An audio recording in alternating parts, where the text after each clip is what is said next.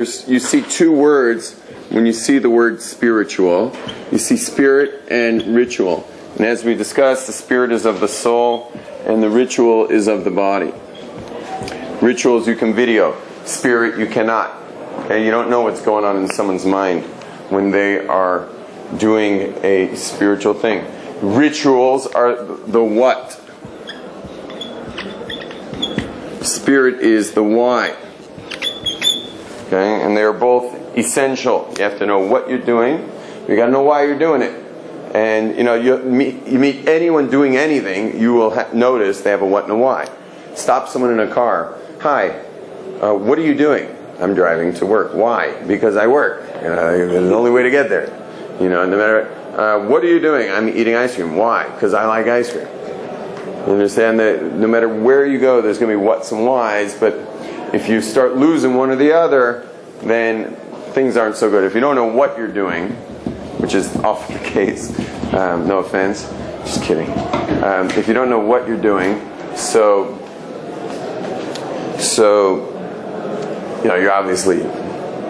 you're really in trouble. But if you know what you're doing, you got to know why you're doing it. And by the way, if the whys, this is the danger of whys, is if you lose your whys of why you're doing something, you'll probably stop doing it. Which in certain circumstances that might be okay, but in other circumstances it might be bad. Like for example, what if what is marriage, but you're losing your whys? What are you going to do? Get divorced? You married a girl. Why? She was thin. That's going to be great on this video for all time. Oh, yeah. She was thin. She was nice and giving. Okay, you get married. 8 months later, she's very pregnant. She is no longer thin. She is no longer nice.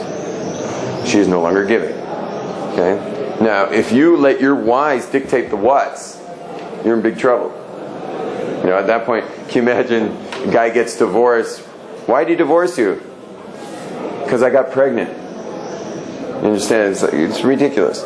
But you see how the whys don't necessarily dictate the what. Sometimes the what have to be just based on principles. Meaning it just comes from commitment. I'm married to you and that's it. I'm committed to that. No whys can pull me off.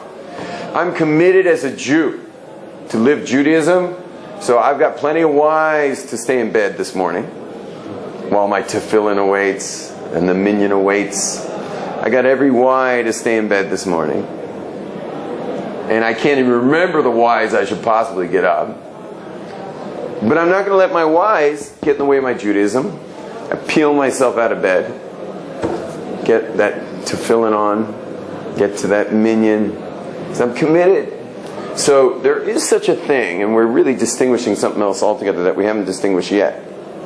Is that there's whys that cause whats. Meaning, why am I doing this? Why am I doing that? Why am I doing what I'm doing? Because it makes sense to me to do it. But there's another kind of thing where I'm now committed to this thing. I'm committed to this woman. I'm committed to my parents. So as much as my dad might be an overbearing, judgmental, what are you going to do with your life kind of guy, and makes me feel like I'm 9 years old when I talk to him. And how long are you going to spend on the phone with someone who makes you feel like you're 9? Right? Probably very short. No. Even though he gave me every why to get off the phone with him, I'm committed to that man. I'm staying on the phone with him. I'm staying on the phone with him. He's only speaking to me about money because he loves me. I don't think my dad ever called Eli over here. My dad ever call you to ask you about how you're doing financially? Hasn't heard from him. Hasn't heard from him. Why is he calling me? Why is my father calling me? He loves me.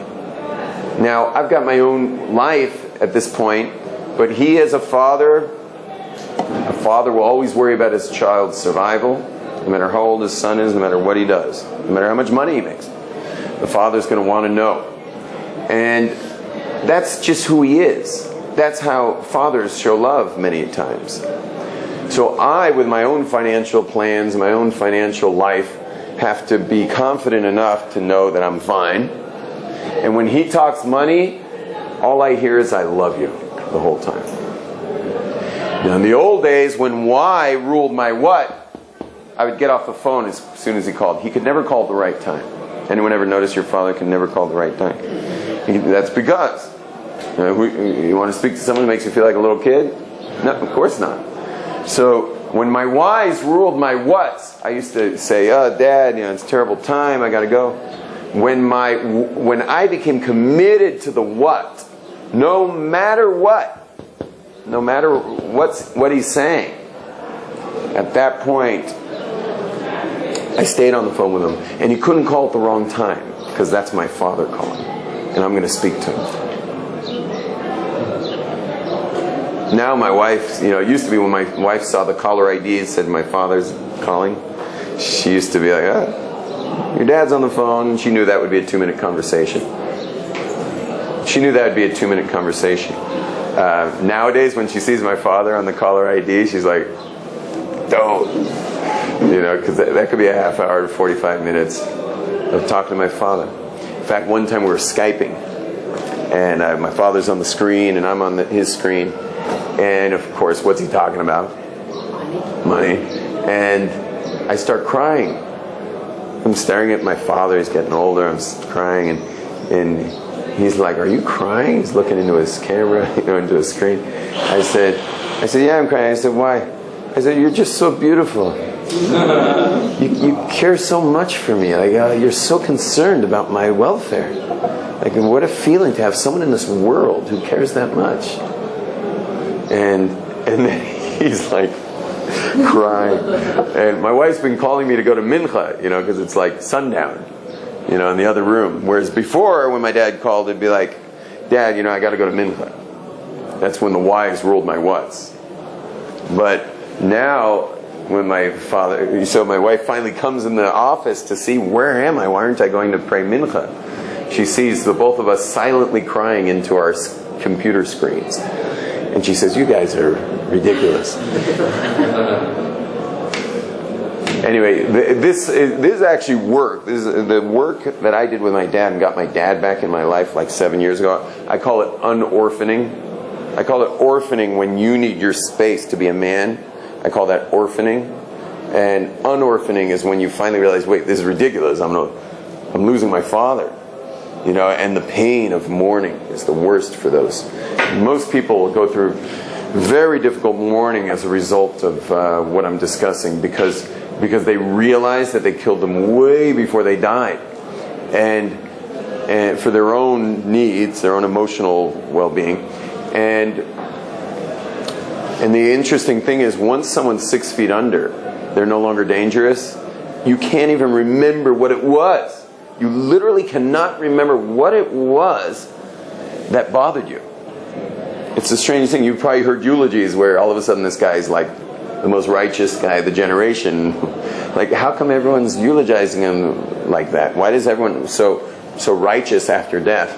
It's because for some reason once they die, you can't remember what was the issue in the first place. And all you know is you can't ever get him back to say I love you or to be held in a hug again by him. And I have met many people, especially as a rabbi going to shivas and stuff, who said that, and after shivas, and years later, people who didn't even sit shiva because they didn't notice it shiva, but people who said that they, even wealthy people who said they would trade every penny they've got. They would sell their homes and their cars and everything they've got for 1 hour with their father, who they had, long since, when they were teenagers, they already started with the, Dad, it's not a good time. So I've given this class several times, and it's important that I give this little excerpt, because if it means taking my advice, you'll thank me. And I've actually been thanked a few times by people who tragically lost a father and said that they were in my class. Like, I see the guy, they said, "Yeah, I was in your class where you did your little excerpt on fathers. About 2 years ago I was there." Well, you should know that I did call my father after that class. And I had that conversation with him. And he actually got whatever, he killed in a road accident like 3 weeks later.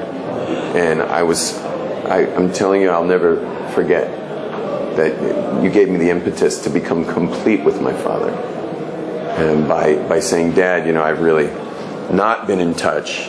I've been not able to really communicate. I haven't stayed on the phone with you. I don't call you back. And the reason is because I felt like a little kid. But I realize now I'm really an adult, and that's ridiculous for me to feel that way. And I love you, and I'm going to share my life with you from now on. And you want to know the coolest thing about everything we just said? Is that your father or your mother or your sibling, whoever it is that you're having this issue with, doesn't need to change. I mean, what in the end is my father talking about when we Skype? Same thing. I'm talking about money. But I've got my father in my life, and he has me sharing my life with him. That's the beauty of this work, because what have we all been saying about fathers or that sibling or that uncle or that mom? You know what we've been saying all the time? I'd be much closer with them if they would only change. We put it on them. It's their fault that we're not close. But in truth, when you point your finger at someone, you have to realize there's 3 more fingers pointing right back at you. It's 3-1. Let me explain. You see, there's something inside of me, some insecurity inside of me, that person triggers. Dads are a big one. Our whole feeling of being capable of making it and stuff. So there's something inside of me that person triggers inside of me. And my only defense is to label them with some judgment like overbearing or judgmental or whatever, squashing or whatever they are, whatever we say they are, dominating. We give them some judgment. And then we're totally innocent, because why should I be in an expressed relationship with a dominating person? He's a dominating person. Every psychologist would agree that it would be healthier for me to get my space from such a dominating person. So that's how orphaning works. I just gave you the anatomy of orphaning, how it works in our psychology. But it's not really taking responsibility, because the essence of life is taking responsibility. That's not taking responsibility. The reason that I'm calling him dominating is because I have some insecurities about my capability, about my ability to make it. If I didn't have those, I wouldn't see him as dominating. I would see him as my greatest helper, my greatest advocate, which is what your father really is. It's only because of my insecurity that he becomes this dominating force that I have to avoid. One second. So the 3 fingers are here, pointing at me. And when I start taking responsibility for the way I see myself, when I take responsibility for the way I see myself, they become innocent. I'm going to move over one seat. Jimmy, just slide on over. How you doing, Mr. Shore? Welcome. Yeah, you can take that cup, even though it might not be yours.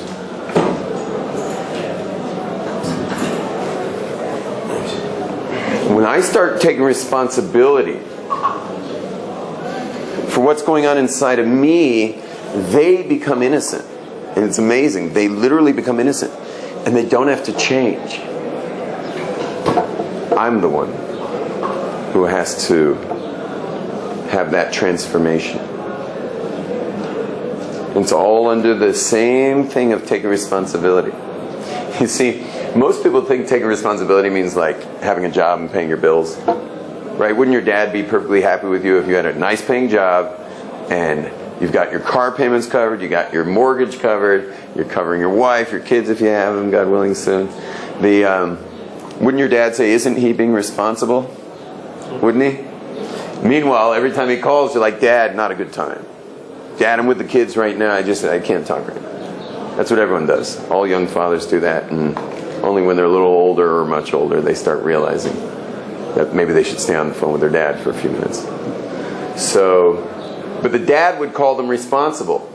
But according to this definition of responsibility, it's not just responsibility to pay your bills. We're talking about the responsibility of who you are. Take responsibility for who you are and how you're living in the world with the people you live with. And when you recognize your beauty, which comes vis-a-vis connection to God, because God doesn't create trash. Let me say that again. When you recognize your beauty, which comes vis-a-vis your relationship to God, because God doesn't create trash. And all those little recordings inside our hearts, that's all trash. Not being capable, not being lovable, not being good enough, that's all garbage. None of it's true. It's just stuff you've been saying to yourself since you're a kid. And when we start taking responsibility for the garbage and say, wait a second, God doesn't create garbage. What's this coming from? It's obviously coming from the past. And excuse me, I don't want the past dictating my future. Because if the past dictates my future, so then I'm not going to be very excited to start my day, am I? It's going to take serious caffeine to get out of bed. And it's going to take serious wine to forget the whole thing, to start again the next morning. Because who can be excited about a future that's full of the past? Especially when the past has painful, very, very vulnerable and sensitive spots, or should I say wounds, unconscious wounds. But false wounds. These were all decisions that a child made. All the wounds, all our soft spots, those fleshy spots that our dad can press on, or our mom can press on, or a sibling, or a person of the opposite gender at a party could potentially wound, put salt on that wound. They all come from experiences that happened when we were very, very, very young. But the problem is that we made decisions about ourselves at very young ages. And when you make a decision about yourself at a very young age and it sets in, that becomes your future. Okay, there will be new people, there will be new jobs, there will be new situations, but they'll all perfectly fall into place in this sitcom, this rerun we call life. That is the non-responsibility model. That is the model, what I just gave over, of someone who's not taking responsibility. The responsibility model is someone who says, wait a second, what am I built of? What am I really made of? What's inside my hard drive from my past? What decisions did that little kid make in a very scared situation? Do I want that governing my future? The answer is obviously no, because I see the impact of that. That's going to have a big impact on my relationships. It's going to have a big impact on my financials. If you feel incapable, how much money are you going to make? You know, how much are you going to say you are worth when you get interviewed? And they want to know how much you're going to be asking to make at that job. You're going to lowball yourself if you're coming from that wound of incapable. And so the responsibility model is saying, I don't like those impacts. I don't want to have two jobs just because I didn't have the guts to ask for what I should have had. Should have asked for in the beginning. And in the responsibility model, I take responsibility. I put the past in the past. I realize that vis-a-vis God, God doesn't create trash. I am a capable, amazing, lovable, inspirational, spiritual human being who's loving and caring and present. That's who I am. And that's now going to be the lens I wear for my future. When I do that, that's the responsibility model. Then you're taking responsibility for yourself. You create that context in the world around you by putting it out there every time you walk into a room, every time you meet someone, you put that out there. Because it's the truth. You're not making it up. You hear how for you to say, from now on, for you to say, I am a loving, capable, inspirational, amazing, spiritual, loving human being with financial abundance. Do you see how that would be like contrived? Like that would be like, do you see how saying all that would be like, who are you fooling? Right? Well, guess what? The only one you're fooling is yourself to not believe that to be true about yourself. It is absolutely true about every person in this room, and every person outside this room, and every person watching this video. Think about it. Every person is lovable. I know people, one more second. Every person is lovable. I know people do stupid things sometimes. Even death row has a whole line of moms waiting to see their little tzaddik, their little holy boy who could never do any wrong. You know, there's a lineup of moms want to see their son in death row. Meaning the inside of every human being, under all the veneer of all the trouble they got in, of dumb things they might have done, is a lovable person, is a good person. Every human being has a soul. They're automatically spiritual beings. Every person has an ability to earn lots of money. Inherently. The system is built, God built this world to have space for everybody to do really well. And you'll see, just watch anyone who's got like half a bit of knowledge of how things work financially in the marketplace, there's always room for more. Always. Ideas will come, you just, wow, here's a whole new idea and it's making billions of dollars. And that's inside of all of us, the ability to connect to that. Every person in this room is 100% capable of great things. For some of us, it will come naturally. For others, it will take more work. But it is within us to do it. Every single one of us is able to give love, is to be a loving person. Every single one of us is a healthy person. Your body is unbelievably resilient. It recreates itself every 7 years. All new cells every 7 years.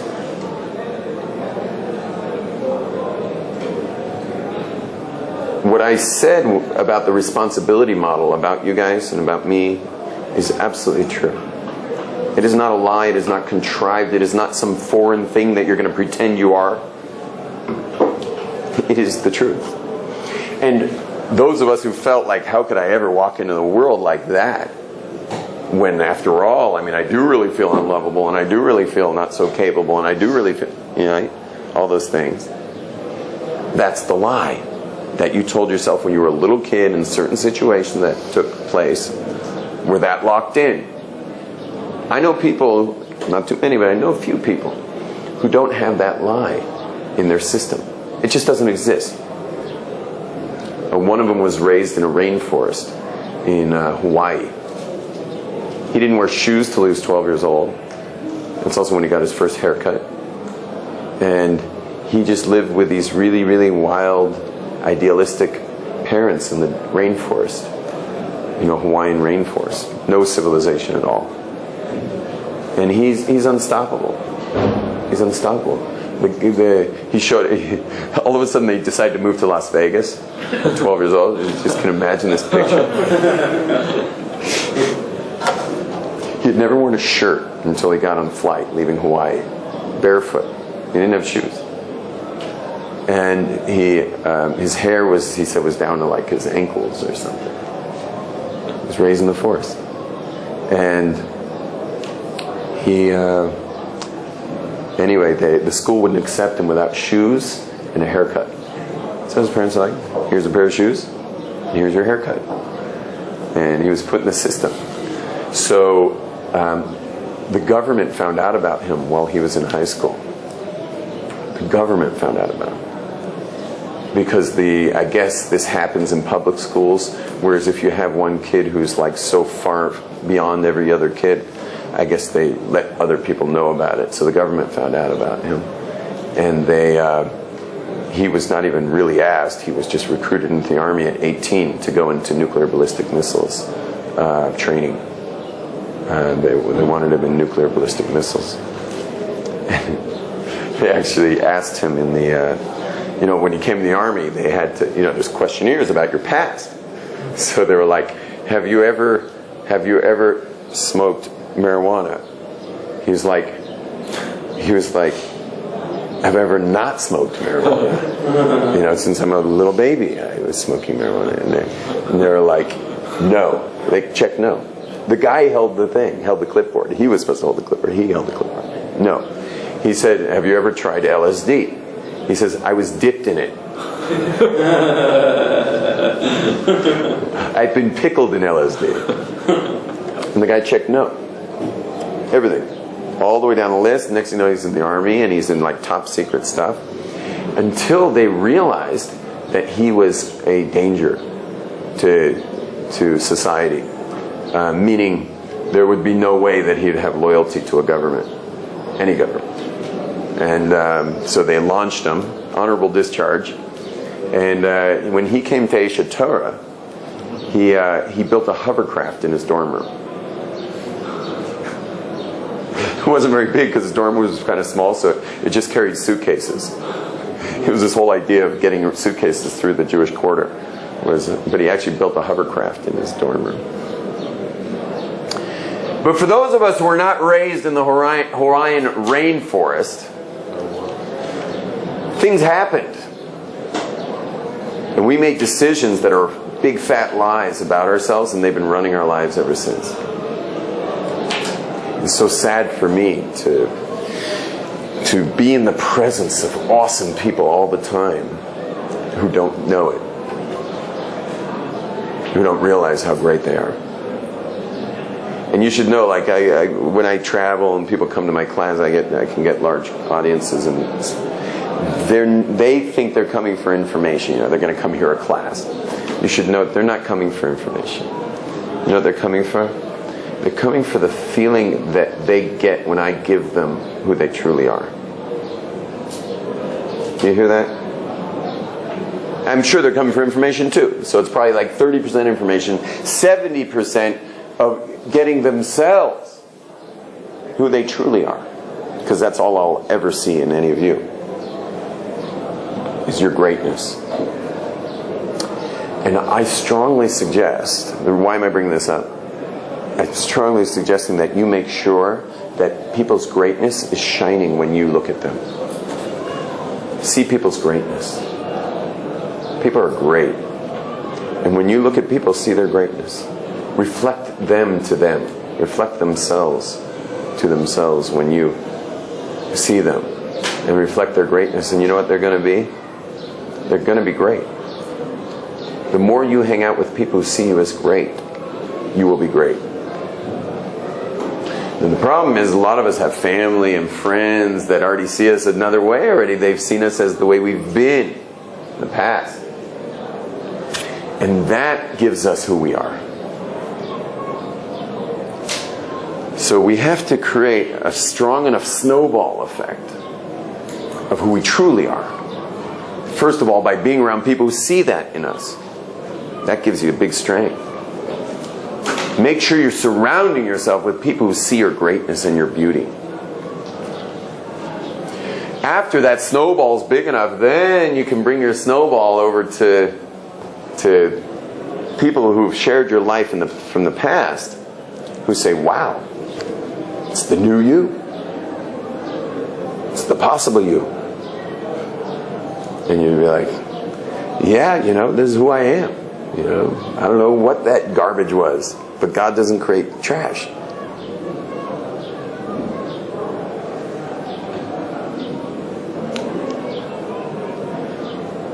The truth is, everything I just said in this class was all introduction to my seminar, which is starting Sunday.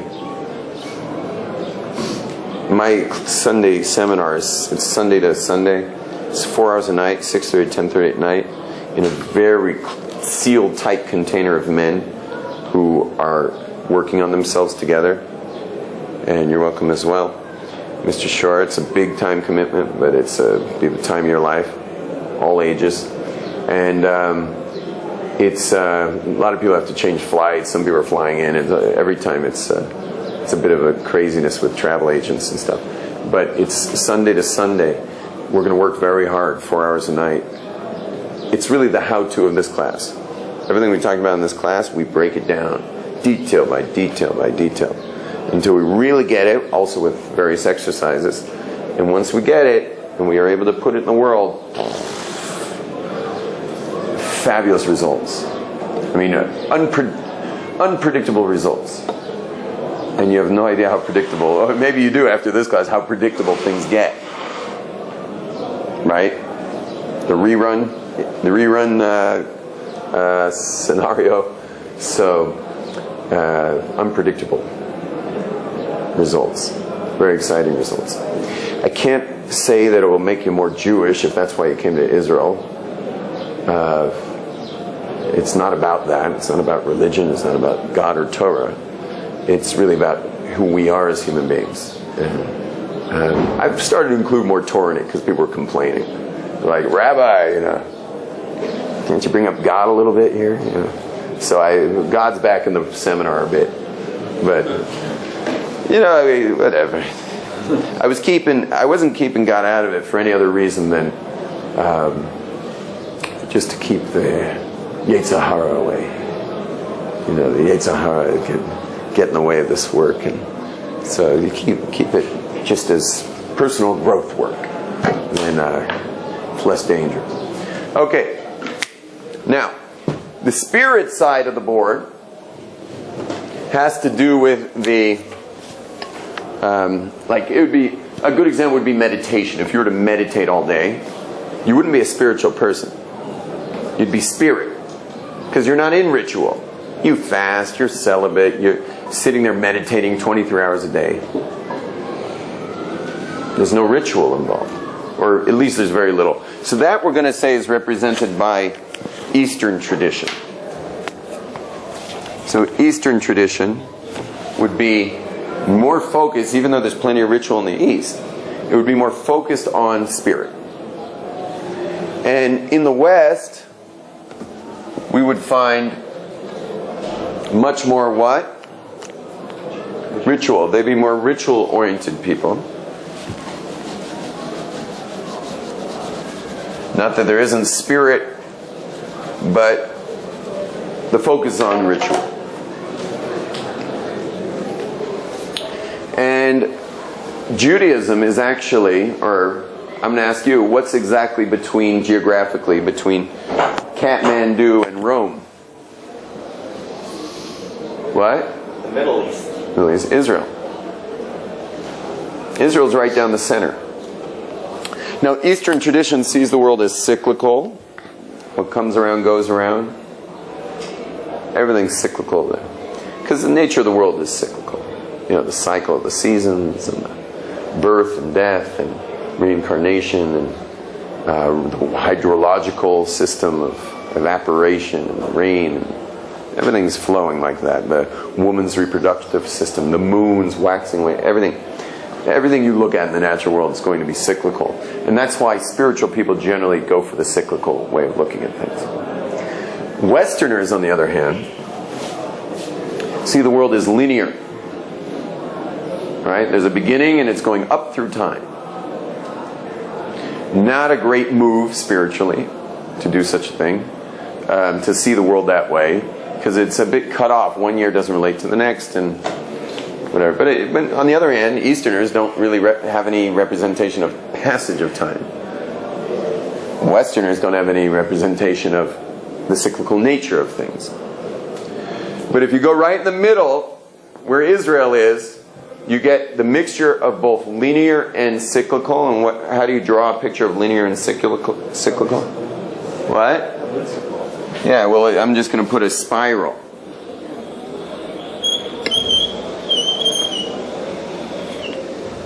I'll make it a cone-shaped spiral because it's going to all come to a climactic end. So you have the date, like this is Shavuos, the giving of the Torah at Mount Sinai. It's going to come around every year on that day, which, by the way, I'll be teaching in here at 1:30. So that's the window in time right there, called Shavuos. It is the time that Torah is pumped into creation. That is the window where Torah comes down. Meaning Judaism's non-commemorative. It's not like the 4th of July commemorating the United States independence, where you just go get drunk and watch a parade or something. That's a commemoration. It's a memory of something that happened. In Judaism, even though it's true that the Torah came down on that day, the 6th of Sivan, 3,300 in 2 more days, 21 years ago, even though that's when it happened, it is not a commemoration. It is a pipe. It is a window or a pipe that is aligning as it's aligned for all those years. And by the way, before the 6th of Sivan, it was aligning then. We just hadn't gotten the Torah yet. It's a permanent alignment in history. In fact, the word Yom HaShishi that we start Kiddush with, it's from the Torah on the 6th day. Instead of saying 6 days, it says the 6th day, Yom HaShishi. When you click on it, one of the commentaries says it's talking about the 6th day, meaning the 6th day of Sivan, when the Torah will be given. It's already hinting at it at the very creation of the world, that there will be a day when the instructions come to earth. And this is the way we see time. This is the way everything is working. Tefillin, the first 3 hours of the day, is a window. It's a window that opens in the zodiac and then closes after... I'm sorry, not the first 3 hours. Did I say tefillin? Shema. Shema starts the first 3 hours of the day and ends then. Then saying Shema after that is... You're not doing what it pumps into the world, i.e. God's oneness. God's oneness doesn't pump into the world like it does through Shema after the first 3 hours. Tefillin's only at a certain point after dawn. You put it on before that, it's a blessing in vain. It's not tefillin yet. So everything really works on this cyclical flow. And that the whole job of Jews is really just to be flowers. We're there to get on the negative commandments, to get out of the way of the flow. And the positive commandments is to get in the flow and cause it to flow down. Negative commandments, stay out of the way of the flow. Positive commandments, get in there and flow this into the world. Okay, everyone, shalom. Let's see.